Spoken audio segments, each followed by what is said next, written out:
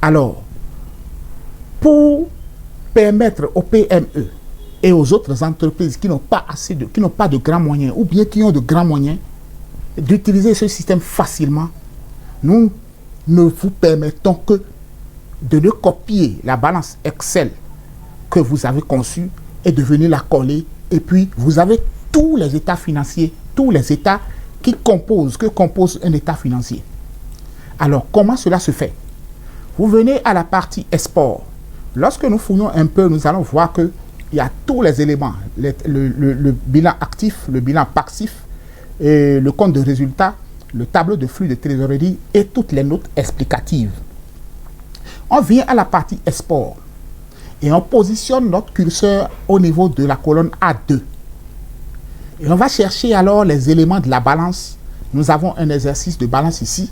On va chercher les éléments de la balance. Et il s'agit de quelle balance? Il s'agit d'une balance à 6 colonnes. Il y aura le numéro de compte, les intitulés.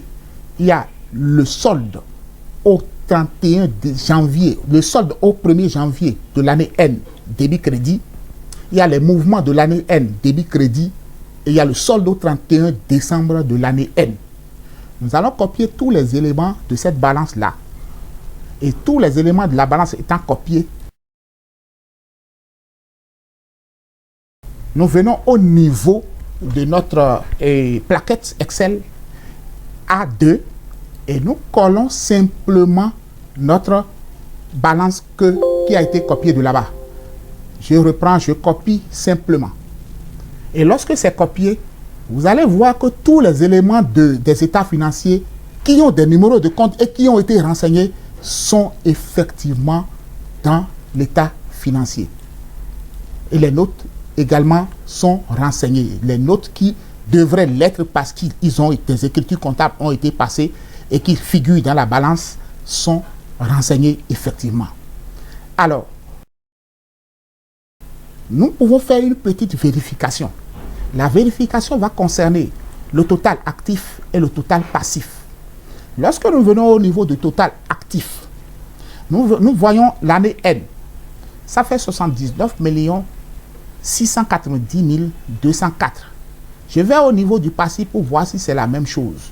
Au niveau du passif, j'ai 79 690 204. Et l'année N-1, au niveau du passif, année N-1, j'ai 64 357 730. Je viens au niveau de l'actif pour vérifier. Ça fait 64 357 730. Donc, c'est juste. Le compte de résultat, nous allons voir le résultat qui a été donné à ce niveau. Au niveau du compte de résultat. Le résultat ici, le résultat net, j'ai 3 723 793. Est-ce qu'il est réellement au niveau du passif?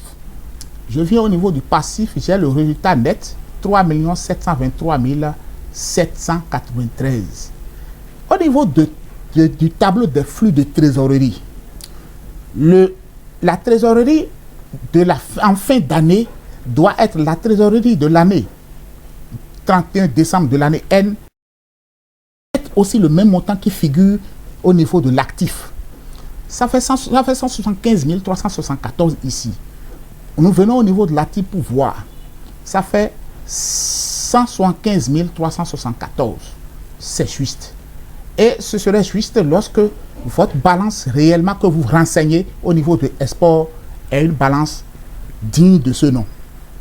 Voilà la plaquette que nous vous présentons. Facile d'utilisation, n'est-ce pas? Parce que vous n'avez pas à saisir. La saisie va vous amener à faire encore d'autres erreurs, rechercher encore ces erreurs-là. Vous copiez, vous venez coller. Nous allons voir maintenant comment vous pouvez vous disposer. Qu'est-ce qu'il vous faut pour avoir cette plaquette que je vous présente?